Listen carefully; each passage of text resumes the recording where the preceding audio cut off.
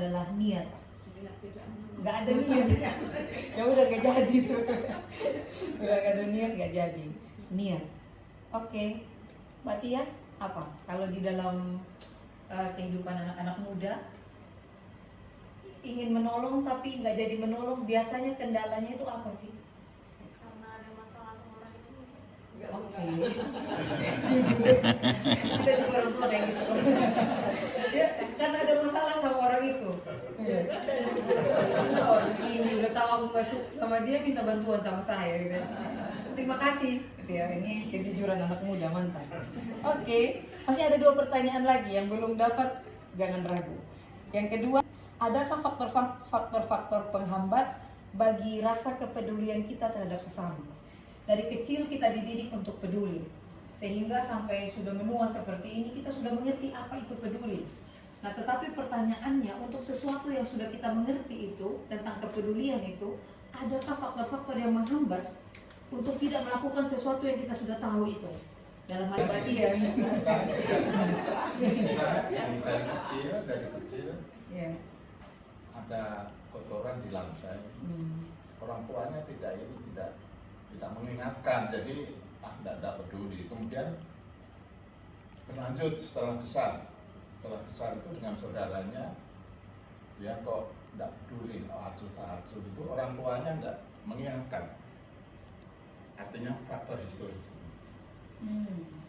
Jadi pattern, pola dari pola asuh.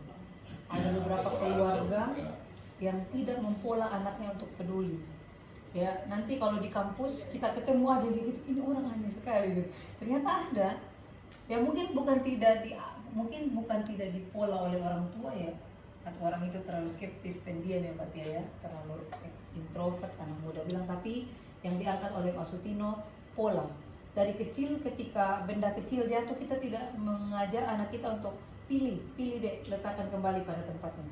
Itu ada temanmu nggak punya permen, berbagi, mungkin tidak dari kecil, sehingga yang menjadi faktor kendala orang tidak bisa peduli karena tidak pernah ditanamkan rasa peduli. Dia tidak mengenal apa itu peduli, tidak pernah dapat pola asuh yang mengasuhnya dengan kepedulian. Itu yang tertanam dalam akal saya itu. Kalau tidak bisa menolong, jangan mempersulit. Kalau Pak Aditriana, kedua-duanya, walaupun saya mampu, tapi ada kalanya saya tetap membutuh pertolongan. Jadi mengakui bahwa memilih juga menolong, ditolong, tetapi tetap juga menolong. Jadi menolong dan ditolong itu satu kesatuan, berjalan bersama. Kalau dari pola asuh keluarga Bapak Sutino, dididik untuk lebih mengutamakan menolong, dan kalaupun tidak bisa menolong, jangan nambah susah. Lebih baik nggak usah nolong daripada nambah susah. Lihatnya tadi bantu ibu goreng malah jadi gosong semua, nggak usah. Nggak usah, mending nggak usah bantu. Baik, masih ada satu lagi. Ya. Kadang kalau kita melihat sesuatu itu ya kadang terbersih, males lah, nggak usah nolong. Tapi begitu udah ada di depan mata, tidak bisa. Tidak juga. Otomatis ini. Iya. Jadi menolong. Tapi kalau tentang ditolong itu bagaimana rasanya? Ini pertanyaan saya tambah aja. Kalau misalnya kita ditolong, kita mau nggak? Pernah nggak ada justru setelah ditolong kayak pekeu, malah jadi nggak bisa tidur? Aduh, kenapa tadi aku bisa? Nggak enak jadinya. Pernah nggak Bapak Ibu mengalami seperti itu? Setelah ditolong malah jadi nggak damai sejahtera karena nggak enak. Pernah nggak? Ya mungkin pernah sih Mbak. Merasa menyusahkan orang. Nggak ditolong tadi. Nah, tuh ditolong tapi kita ngerasa enak. Kok kamu ngerepotin ya? Gitu Apa ya. yang repotin? Tapi kalau disuruh Pekeu. tapi kalau disuruh memilih, ya memilih menolong Mbak, karena dengan kita menolong berarti kita mampu gitu dalam hal apapun. Kita menolong, jadi bukan hanya kita minta ditolong terus, tapi kita juga harus bersedia untuk menolong. Ini sudah pertanyaan. Rasa toleransi dan lain sebagainya. Istilahnya orang dimintain tolong itu pun senang luar biasa. Gitu loh. Jadi kalau menganggap dirinya itu mengucilkan diri sendiri, nggak minta tolong lah, tidak buatin orang, itu akan menjadikan kita susah. Iya. Ya, itu fungsi dari sharing di dalam PA ini. Pasti masih banyak di antara kita, mungkin bukan di blok 1, di blok lain, yang masih kuat rasa PKU-nya ketika ditolong. Ini orang pembesar yang mengejar dia, seorang biasa itu, tapi kok hatiku lebih percaya ke arah Daud ya. Ada sesuatu dalam diri Daud yang kami rasakan, ini benar ini, tapi kami nggak bisa menjelaskan apa, tapi sesuatu yang ada dalam diri Daud yang kita sebut karisma ini, itu sesuatu yang benar.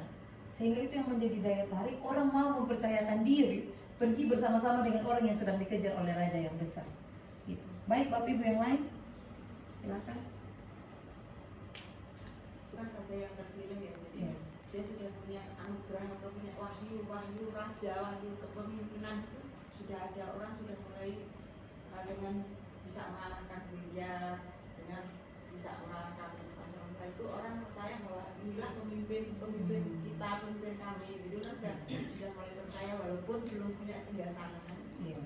Jadi wahyu itu anugerah ya, anugerah kerajaan, anugerah raja itu memang sudah ada. Urapan itu Orang ada. sudah tahu, ya, Iya, sudah urapan. merasa.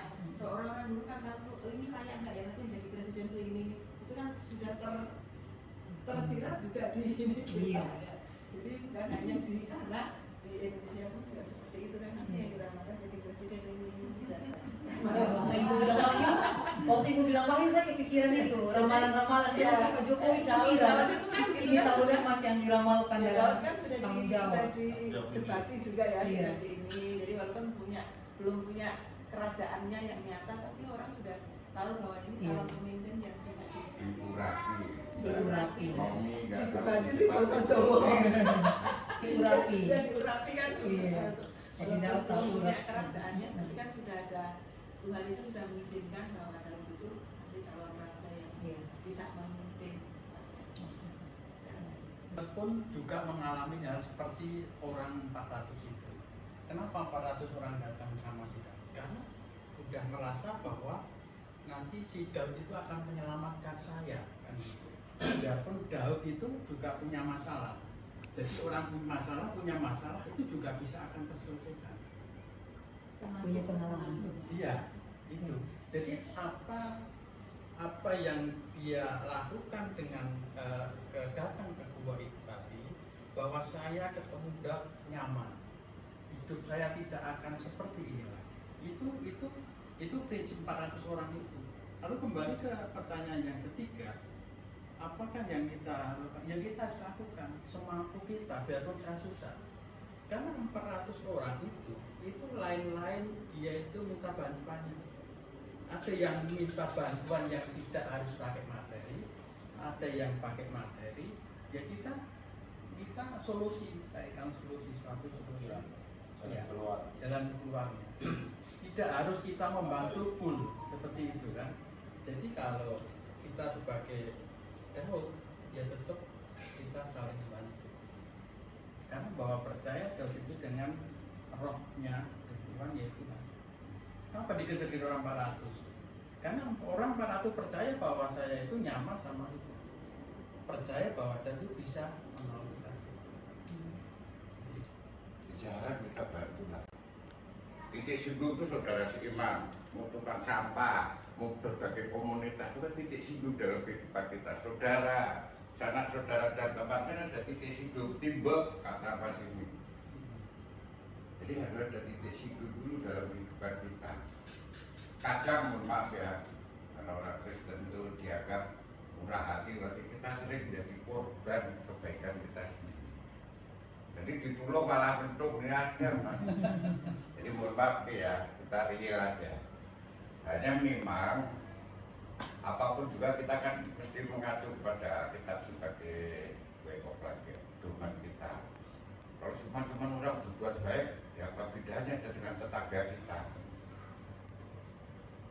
Kita harus lebih ya, seimbangan antara realitas di masyarakat dengan yang kita baca. Dan kalau saya lihat di konteks ini ya Mbak Lomi, Daud belum menjadi raja, dia masih pelarian dan ketua geng unggulan ya kan. Bahkan kalau saya baca ini ayat 2 ini Jadi wakil ini berhimpun orang-orang sakit hati yang bermasalah, Iya. dihimpun sama dia dan keluarganya sehingga jumlahnya kira-kira 400 orang. Ada dalam diri kami, karisma yang daripada Tuhan ada pada kami, urapan Tuhan. Terima kasih Tuhan, kami mohon. Tidak mudah untuk percaya bahwa Tuhan ada dalam diri kami. Karena kami telah menjadi orang Kristen pun, kami tidak pernah luput dari pergumulan dalam hidup kami. Karena itu kami mohon, mari Roh Kudus Tuhan berkuasa dalam hati dan seluruh kehidupan kami. Tolong kami untuk percaya bahwa Engkau Roh Allah ada dalam diri kami, memberikan kami kemampuan di dalam diri kami untuk melakukan, untuk berpikir, untuk berkata seperti cara Tuhan sendiri. Walaupun kami selalu jatuh, kami tidak pernah sempurna, kami gagal, tapi kami percaya ada Tuhan yang terus menolong kami, memampukan kami. Terima kasih Tuhan, kami bersyukur. Kami mohon biarlah setiap PA, ibadah-ibadah keluarga yang kami lakukan sungguh-sungguh menjadi wadah dan juga menjadi cara Tuhan untuk menolong membentuk kami sebagai suami, sebagai istri, sebagai anak-anak, sebagai orang tua untuk anak-anak kami, sebagai orang yang bekerja di tempat kerja kami, bahkan sebagai jemaat Tuhan di GKSBS Tanjung Karang. Terima kasih.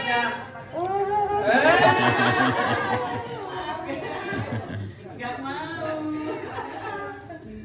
Gimana Dek? Gimana Dek tadi Dek? Mana jogetnya?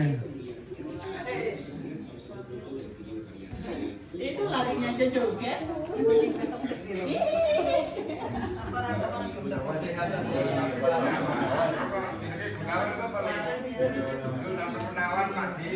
Oh iya dah.